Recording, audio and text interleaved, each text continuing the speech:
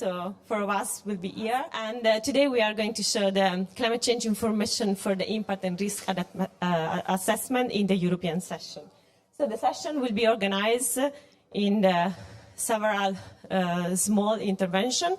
So in the beginning, I will give you an overview on the general intro on the European climate change and the climate impact driver. First, we want to start with a methodology, a brief methodology introduction.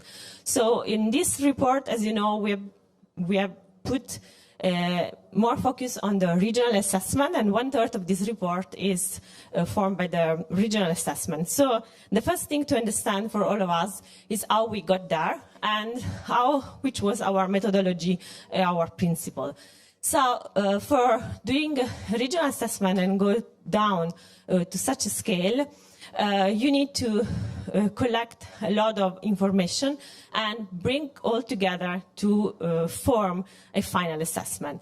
So the first step is look for which information is available for each of the region. So which information in terms of observation, attribution, and in projection. And what is the process understanding for each of the regions? So do we know what is the process that is driving what we see from both observation and projection? The second step is then try to assess separately each of these lines of evidence, so the observation, attribution, and projection, bring them together and ask ourselves, do we have a sound physical explanation of what we say and what we see, and what we project what we see the model project for the past. Then we collect all this information, ground solid information in a traceback matrix that will allow us always to have a proof of why the assessment in that region was done in that way. And then finally, we perform the synthesis assessment in both available in the technical summary and in the SPM. For this assessment, we have been introducing a new concept that maybe you have heard already, and this new concept is the one of the climatic impact driver. What are them? They are climate impact driver, or physical climate system or condition, you can find this in the glossary, that affect an element of society or ecosystem.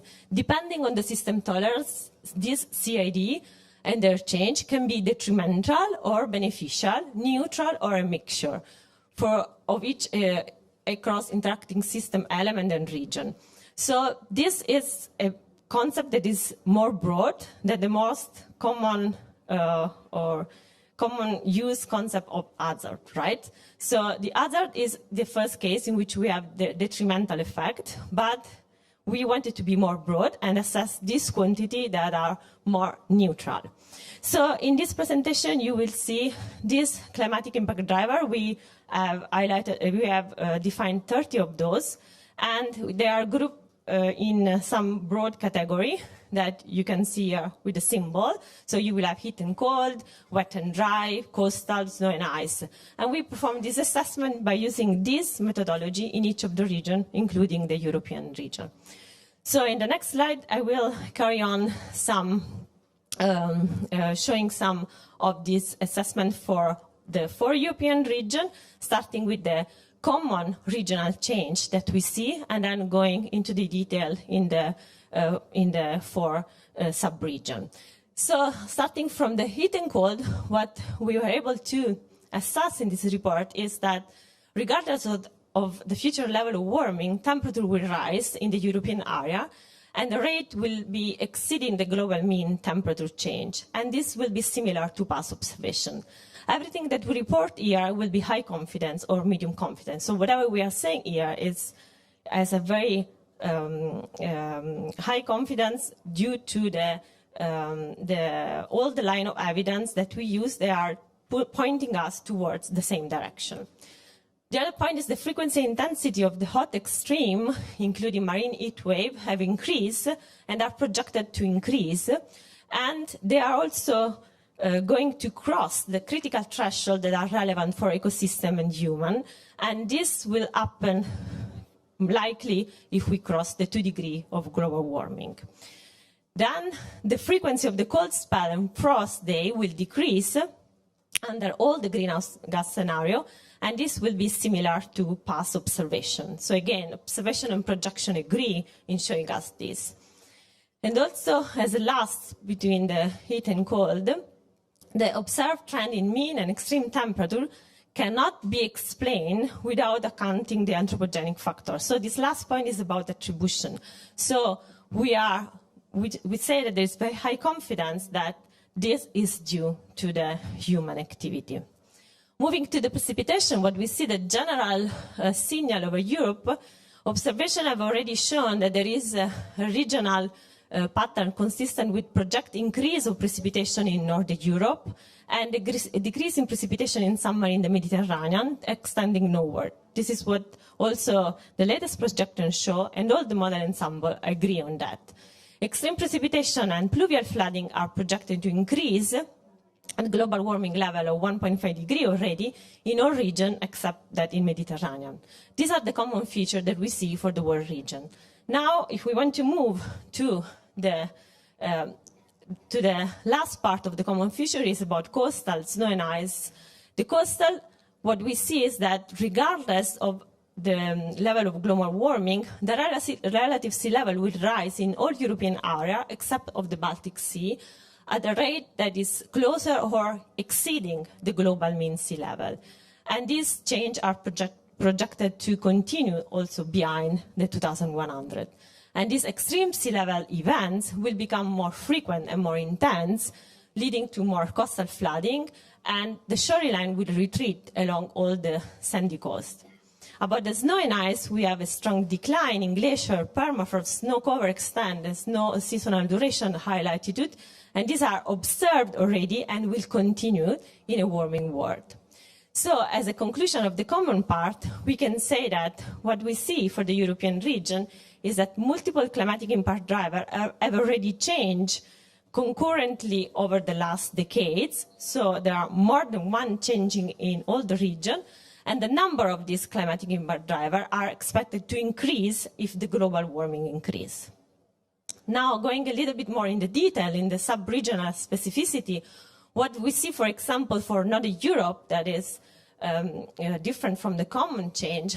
In Northern Europe, we have an observed increase in pluvial flooding, and this is attributed to human activity, and this will increase at 1.5 and even more at 2 degrees.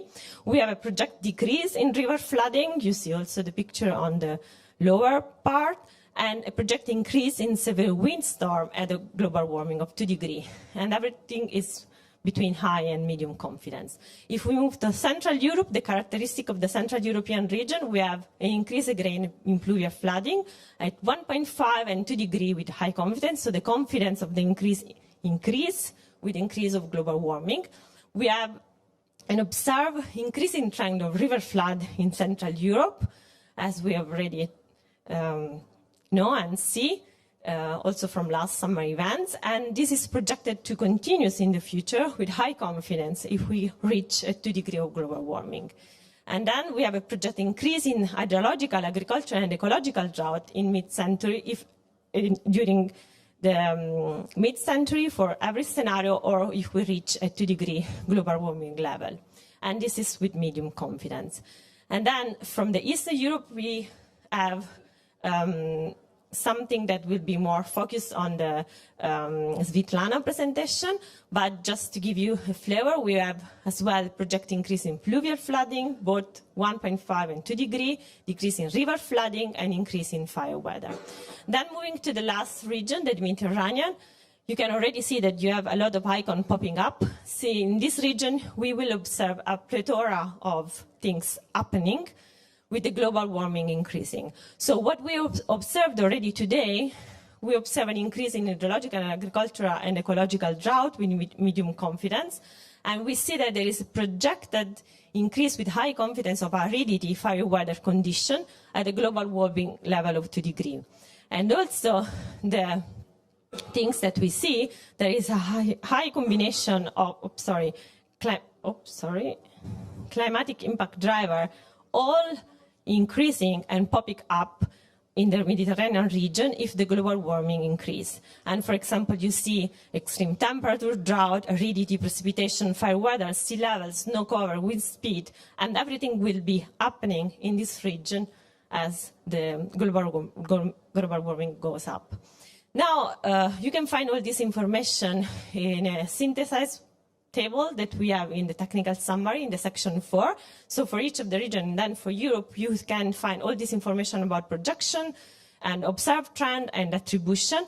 And also you can find a synthesis of this for all region in the interactive atlas, as Jorge will show later on. The interactive atlas, we will have all the region of the world in which in each region we have a synthesis of the assessment, and for example, by using the climatic impact driver that we have seen concept, we have for each hexagonal region of the world, you can look at how more than one things is acting together, how it's acting and how many, and this is also for, of course, the case of Europe. Yeah. Okay, so I'm Svetlana Krakovska. Actually, I work for Ukrainian Hydromet.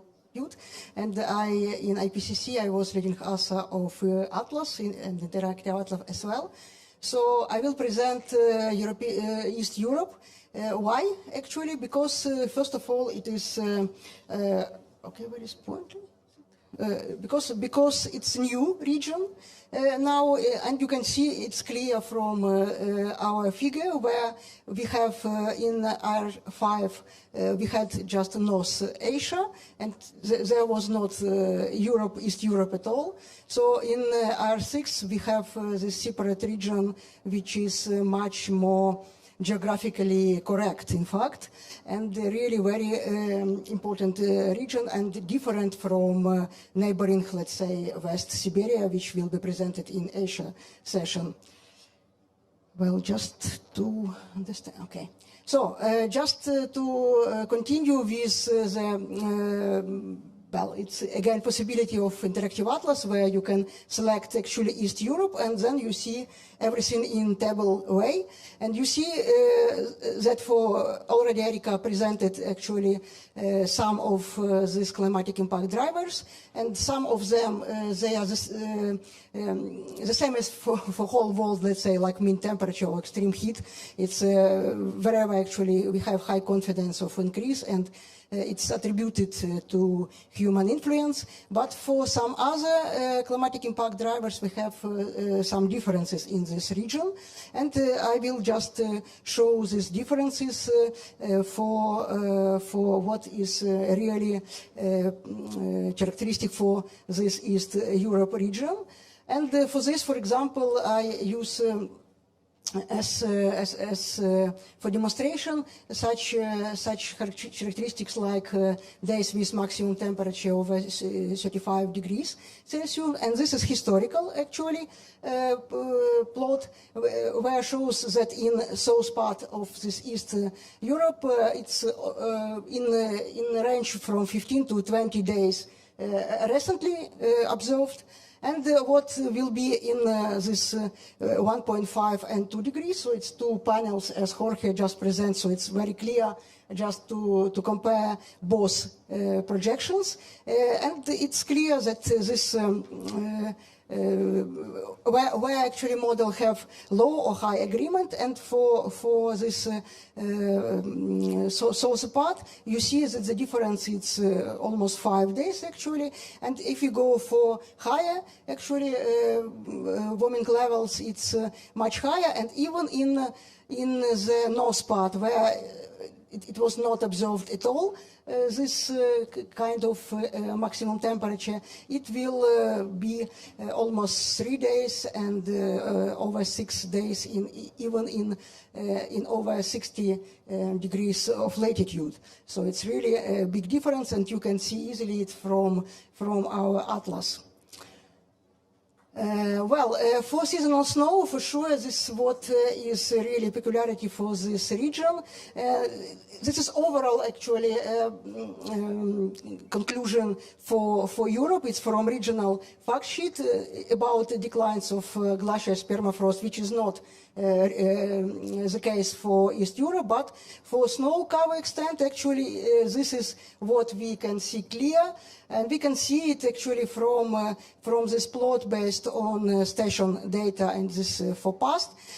And here, this first A and B plots, they show start and end of seasonal snow. And it's clear that this snow season started much later. So this season, it's really shrinked. So it's much shorter now in recent past. So the trend was for this to reduce snow cover season. And but if we see maximum yearly snow height, we see clearly that it goes up. So it's much more actually snowfall and very heavy snowfall in this region in recent past. And this was our again conclusion in Atlas that that snow cover duration has very likely reduced over Siberia, which is neighboring, and East and Northern Europe. So going further, actually, we go to snowfall change, which is definitely if we have warming in the world, so it will precipitation mostly will be in rain, but we see it clearly even here for this region. But we have this conclusion that is low confidence. But why? Because this region just on the edge of different direction of future projections with less snowfall due to warming and higher actually snowfall. It's not so it's really low confidence for lower warming levels, but for higher warming levels, it's clear this difference just over the region, and you see difference for southwest and northeast for snowfall for during the winter actually period. And expectedly that if we have more snowfall, so this trend with warming, it will lead to pluvial floods actually. And with and it's again it's from summary for policymakers. So this projected increase in pluvial floods, even medium confidence for 1.5 degrees, and for 2 degrees it's high confidence. And with this, we can see maximum 5-day precipitation amount change for winter. And again, not all has higher model agreement for lower warming levels, but if we go for higher warming levels, it's clear this changes goes very up, and especially in northern parts. And you see that for the highest warming level, it's over 35%. So it's much more precipitation, and which will actually lead to these pluvial floodings. Again, coming to what was presented by Jorge, so for Europe, you can actually, it's very good if you point your mouse on the region, you see all this information just on the screen, and you can see about extreme heat, heavy precipitation, about droughts. Again, since we have this low confidence in precipitation, so it's low confidence in direction of change. So for southern part and for north part, it's a bit different. But for wind, it's medium confidence of increase. And for snowfall, I already said. So you can see it clearly from this map as well. My name is Irina Gorodetskaya, and I'm one of the lead authors of the chapter Atlas in the working group 1 contribution to the IPCC AR6 report. And in this short presentation, I will give you an example of sub-regional climate change with a focus on Northern Europe. So as has been already shown in the first presentation by Erika, we have both common and divergent different changes in European regions. And if you focus specifically on the Northern Europe, we can see in this table highlighted in the color. So these are the future projections, and in the arrows are current trends that we have already a current trend in the mean temperature and extreme heat, and both are projected to continue and intensify with the global warming. And this is the high to medium confidence changes. We have a decrease in the cold spell and the frost, also occurring and projected. And if you talk about precipitation, we have projections for increase in already occurring trends in the mean precipitation. And most importantly, we have high confidence in the already occurring and also high confidence in the projected heavy precipitation and associated pluvial floods. At the same time, there is a projected decrease in the river floods, which is also related to decrease in the snow cover, and there is a projected decrease in aridity, and as well as the mean wind speed. So if we talk about the snow and ice changes, all these components are projected to have a significant decrease. So we have the snow and glacier ice decrease, as well as the permafrost and the lake, river, and sea ice. And the coastal and oceanic changes are also really significant and already occurring, as you can see here. So we have the projected and already occurring increase in the relative sea level, coastal flood, coastal erosion, as well as marine heat waves, ocean and lake acidity. And I would like to focus now on the next several slides specifically on precipitation changes, as the temperature changes have been already highlighted. So here I will really focus on the mean and extreme precipitation, especially in the light of the recent extreme precipitation and the flood events that occurred in Europe this past year. So if we talk about the observed trends already from the observations in Northern Europe, we have a medium confidence that annual mean precipitation in Northern Europe, as well as other parts of Europe, West and Central Europe and Eastern Europe, has increased since the early 20th century. And the map on the right shows the total precipitation, the trend in millimeter per day per decade from the EOBS. So this is a really widely used and reliable data set of precipitation in Europe, composed from the station observations. So for the period from 1961 to 2015, we have significant increase, as you can see here, already observed precipitation.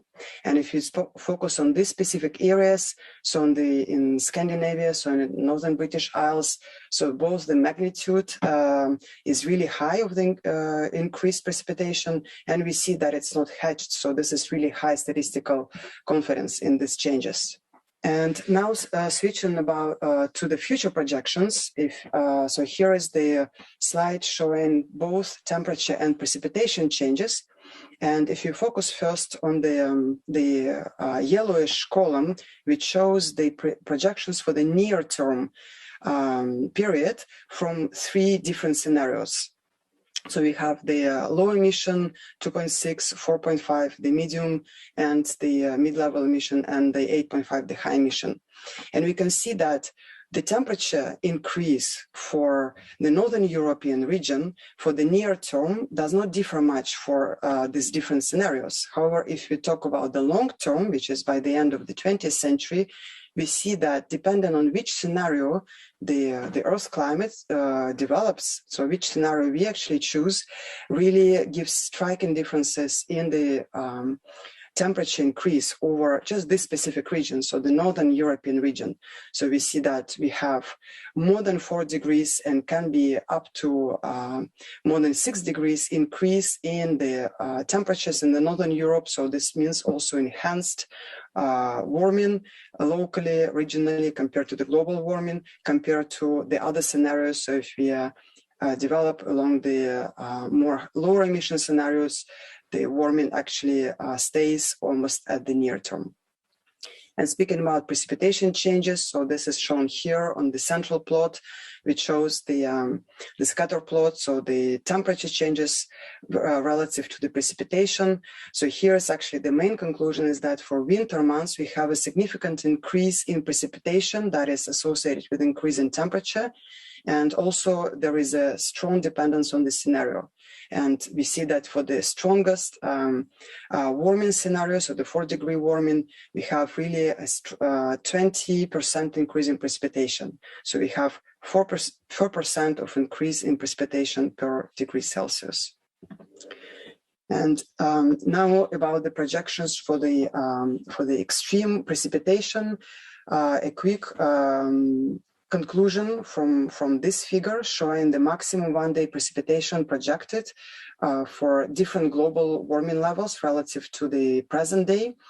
So we have really only patchy increase in the heavy precipitation in the future for the 1.5 global warming, and the 2 global warming scenario shows much stronger increase in the area affected by the heavy precipitation increase, and a really different picture for the 3 and 4 degrees Celsius global warming level scenarios. We see that for these 2, we have projected really the entire Europe, and especially Northern Europe, will be affected by the heavy precipitation.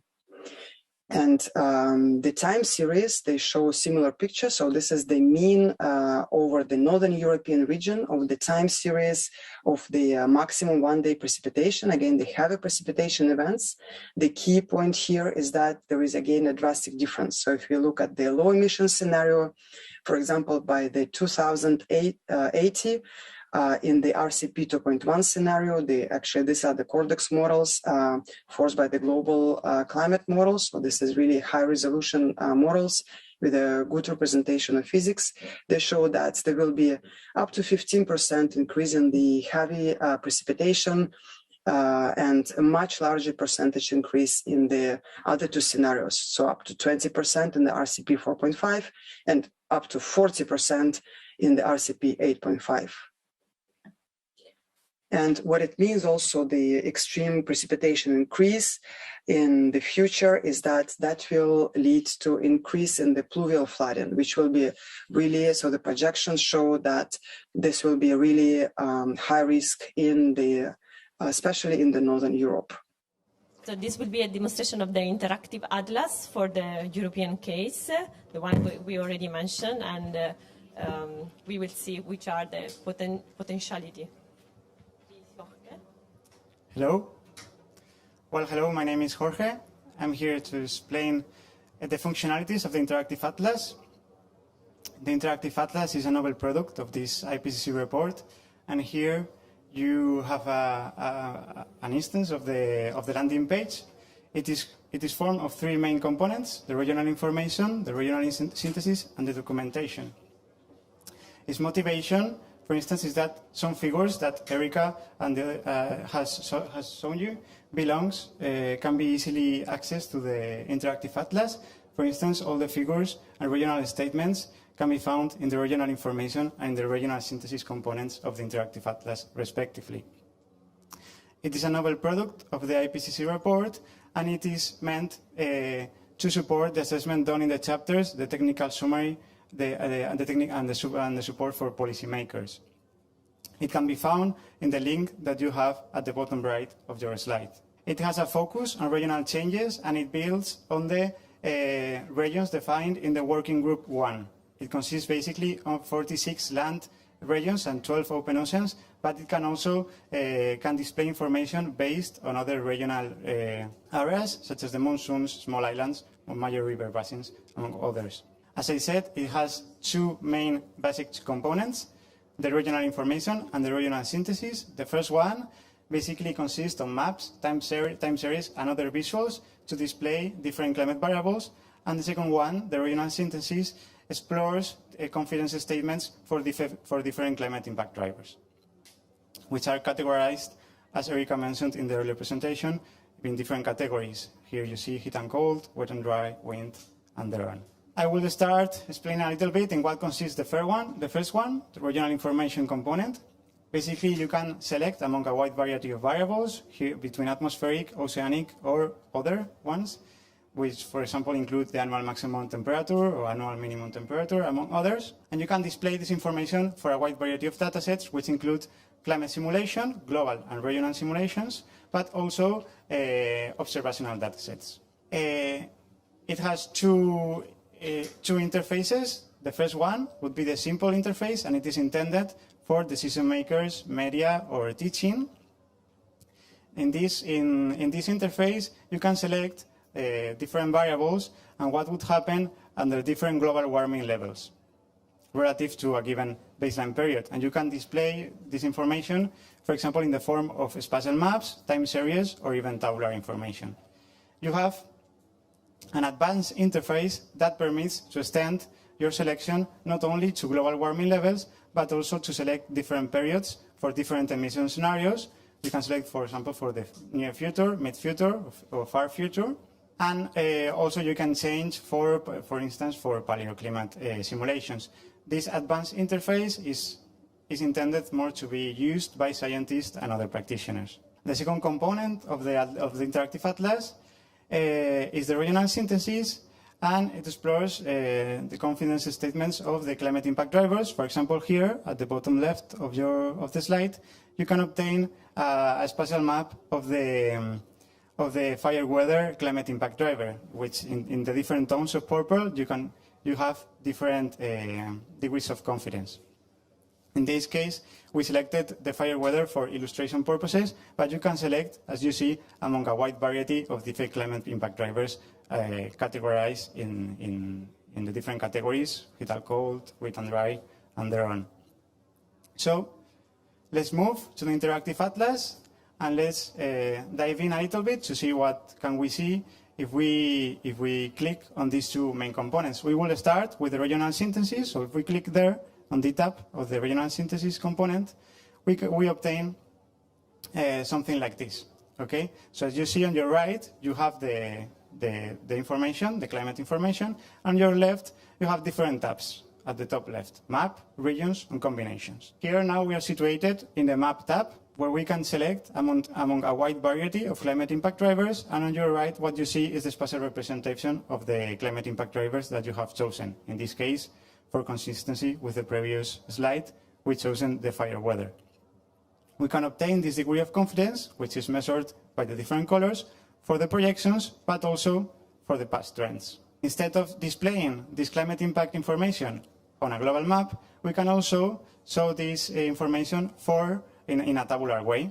In this case, for a given region of the world, in this case we have North Africa, but we could select any other European region, for example the Mediterranean, we obtain the different climate impact drivers and the confidence statements in this tabular way. In the end, we can display this information by combining different climate impact drivers. In this case, we have only selected the fire weather, and you see these hexagons that you have observed in the other presentations, but we can include more climate impact drivers to obtain a combination of them in a single map. In this case, we have added, for instance, the mean air temperature, but we can go up to 6 different climate impact drivers to obtain a full representation over the whole spatial map. So this is all for the regional synthesis, but now we are going to explore a little bit the other component of the Interactive Atlas, which is the regional information. So if we click on that tab, we obtain this, that would be the default view. As you hear, we have at the top different tabs: dataset, variable, quantity, scenario, and season, that would permit us to interactively change the information displayed as our desires. Here, in particular, at your left, where you have region set, you can display this information based on the different regions defined in the working group 1. You have the reference regions, but you could also display only the monsoons or other geographical domains. In this particular case, if we click on the tab on the dataset tab, we see how we can choose between different global and regional climate simulations, for both the projections above the historical period. But we also have different observational datasets and even paleoclimate simulations. In this case, we are showing the CMIP6 values. Here, if we click on the variable tab, we see all the variables that the Interactive Atlas offers to be displayed. We have selected the mean temperature in this case, and if we go to the quantity and scenario, then we can select among different periods, different emission scenarios, and different baselines. And finally, we have the season tab to display all this information based on the different seasons or even annually. So we can customize our own plots. If we click on a particular region, in this case, we have chosen the Mediterranean region, we can obtain regional information for the Mediterranean, as displayed in different ways. In this case, we have the time series, which, for example, displayed in this case the evolution of the mean temperature, which is the variable that we are showing in the global map, up to the 2100. But this information can be displayed in other ways. We have here the annual cycle. We can display the information of this particular region based on different warming levels. And we can also display information for the Mediterranean region for as seasonal stripes. So we have the seasonal distribution projected to the 2100. In this particular case, we clearly observed how the summer months project a larger warming than the other months of the year. This information can be displayed by only showing the land area instead of including the sea, or only the mountain, so it allows for a mask to be applied over these regions. And you can very easily download these time series, this seasonal stripe, for example, by clicking on the Sport PDF. In case you want to download the global map that you see behind, then you can click on that right button, where is the cursor, and you can download this map as a GeoTIFF or as a .NET file. So just to play a little bit with Interactive Atlas, if we click on the variable tab, we can change very easily the variable. In this case, we have changed it to the total precipitation, and we see how our global map changed, and we obtain a full representation of this variable for the CSIC-6 dataset. And a very interesting functionality of the Interactive Atlas is that you can compare very easily different climate simulations, different warming levels, or different variables. If we click at the right on the duplicate map, then we obtain this interface. So in this case, we have the two maps represent the same variable and dataset and everything. If we click here on your right, we can change, and instead of displaying the CSIC-6 values, we can display the values for the Cortex Europe.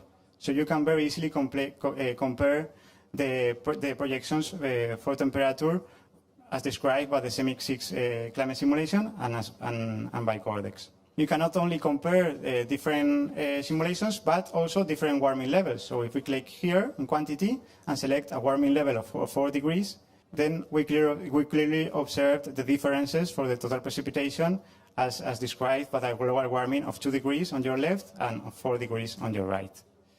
If we go back to the single map view, we obtain the default view that we were interested in. So